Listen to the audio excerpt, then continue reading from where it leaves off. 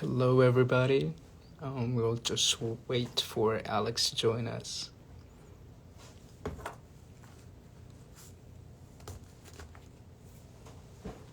We're gonna give it a few more minutes.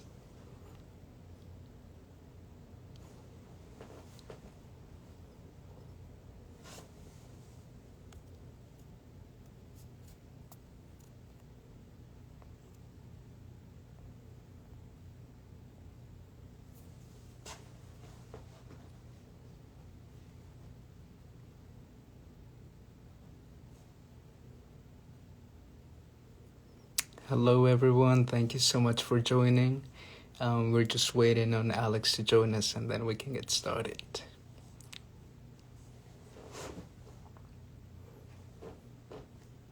I see he just joined.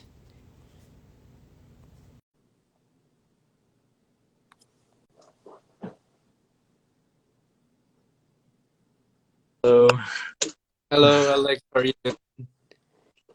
I'm all right. I'm in my room right now That's at Bucknell. Oh, really? You're nice. Or thing. Yeah. Um, that it's never been really fully okay, but um, we work on getting things better. Like, Yeah. I don't know if you remember, but I was like almost completely absent the second half of existentialism. So, Yeah, no, I uh, remember that class. Awesome class. But let's get started. So thank you everybody for being here. We're in the continuation to our kickoff of Martin Luther King Jr.'s commemoration planned by the MLK committee. Thank you so much, Alex, for joining us. Um, thank you. Now, to start everything out, I'd like to ask you, what type of activism are you involved with, and how did you come to be involved with it?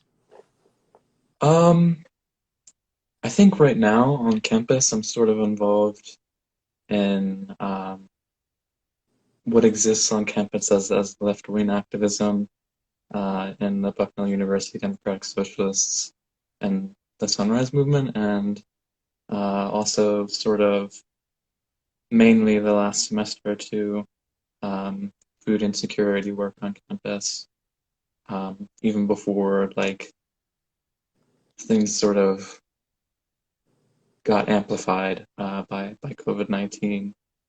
And I think it all started for me as a even before college. It's like a fascination with left-wing politics because um, I was working like a lot of jobs in high school over summer and stuff, Mm-hmm. and I wasn't particularly like I had terrible bosses, had terrible pay. I think one summer camp I worked as a lifeguard, and they paid to train me, but I got for the whole summer for like 8 weeks. I got paid like less than $1 an hour or something. You're kidding. Uh, yeah, and that was the same summer. I also like I picked up a copy of the Communist Manifesto because at that point, because I was like sort of um at the age of like 15 or 16 deciding like where I stood on things in life, Right. and the whole mix of things that summer sort of led me to be more conscious about the sort of things happening in the world. And then when I came onto campus, I was only involved in student government. um, I thought that that was like the avenue for me because I previously hadn't gotten a lot of space to organize. Like I come from a place where like Watsontown, Pennsylvania, it's a small town, 2,000 people. It's right next to Lewisburg. There's like no place to for like, no there was no established place for me to do activism before I came to Bucknell. I Um, and I sort of established myself, I feel like, um, by the second year. And I talked to Griffin and Julie Santos and Splendid Marcini and a whole bunch of other people. And we decided that we wanted like a place for um, activism and left wing politics and stuff. And so we made Buds. And I think that same semester was also when Renew to Lewisburg's climate strike happened. And so it was sort of like a culmination that semester where I really got into it. Um, So now I'm the vice president of Buds, and I sort of come in and out of Green Utah Lewisburg um, as I have availability, but Yeah. it's been Um, wild. That's really awesome to hear. Would you mind kind of giving a little bit more information in terms of the food insecurity activism you've been doing? I think, that was a big thing, especially Mhm. mentioned during the pandemic. Mhm.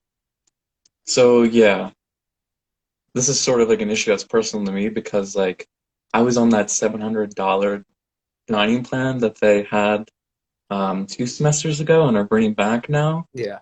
And I worked a job to sort of like feed myself and put gas in my car. I sometimes didn't have like enough money to do that, and so it was an awful thing that like in like a year ago I was like worrying so much about food. Um, but I think I sort of got into it through Buds and Green Lewisburg. Like these have been like the core for my experience of activism on campus.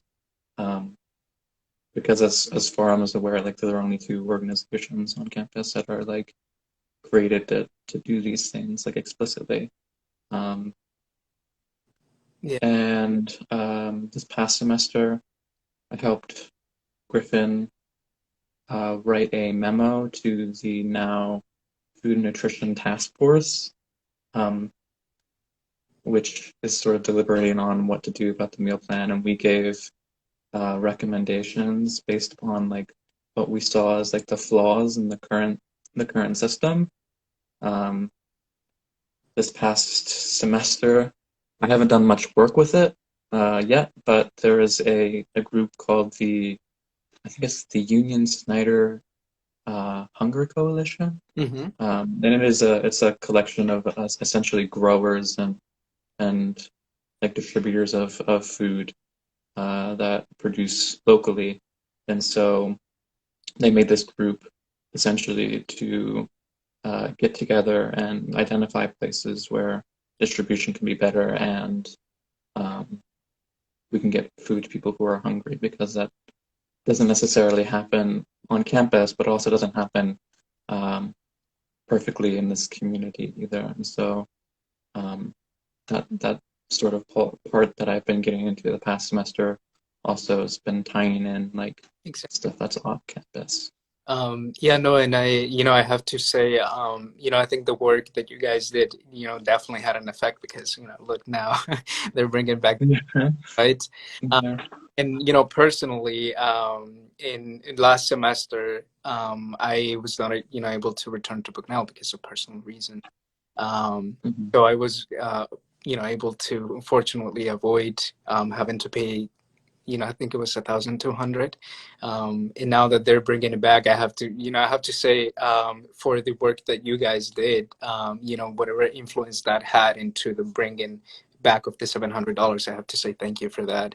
Um, Mhm. and I would also like to ask you, what is that motivates you to keep going? Because, this is hard work. Activism is hard work. You gotta, keep doing it every single day. So what keeps you going? What keeps you motivated? Honestly, some days I wish I knew that myself. I get so burnt out a lot of the time.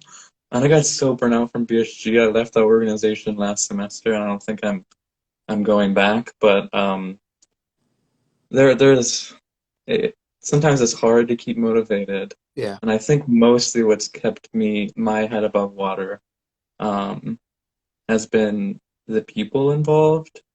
Um, yeah, 'Cause we all sort of struggle with this burnout and this exhaustion at some point. yes, And I feel like the past year has just been my time to to lose all sight of these goals because of like these roadblocks that have been coming up and happening along the way. Um, yeah, but it's been folks like Jasmine and some people are in the live chat right now, like rooting for me and like thank like these are all my friends and people who like participate in the same activism with me. I see. And I know that like even if I have days where I'm not feeling well, like Yeah. they have my back. And also I think it's a lot of personal frustration besides community that keeps me going. Yeah. Because it's not just like a removed thing that's happening. Yeah, my cousin's here too. Um, it's not just like a removed thing that's happening. These are Yeah. struggles and stuff that affect personal lives. So No, and I think you bring out one of the most important points that, activists, they're not this removed people, but rather, they're people themselves. We're, yeah, people ourselves, and we also suffer, like you say, people burn out. And at some point, we also have to take a break and say, I have to recover myself for me to keep up yeah. issues. Um, and, goes to self-care and everything like that. We definitely don't live in a society where always like it feels like you can take a step back and take things on your own time. Um, and so it was difficult for me at first, especially to take that time for myself and and step back. Yeah, But like once you do it and learn how to do it, um, you can learn to, I think, not only be a better organizer, but also like treat yourself correctly because exactly. no matter how terrible or awful the world is, no one deserves to go like hour upon hour fighting as hard as they can and then just crashing at the end of the day. Like no one deserves that at all. Such a straight point. I'm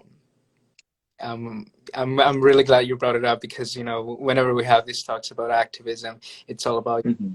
fighting, but nobody really brings out the point that we need to take a break sometimes. The work is hard, and we acknowledge that. So Yeah. for bringing that up. Um, is there anything else you'd like to say?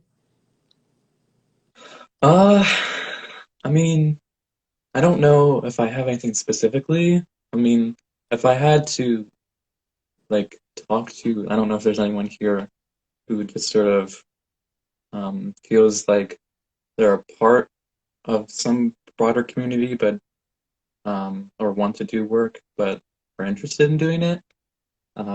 But my recommendation would be to, if you're feeling sort of stuck on what to do, organize locally. I think that's helped me a lot.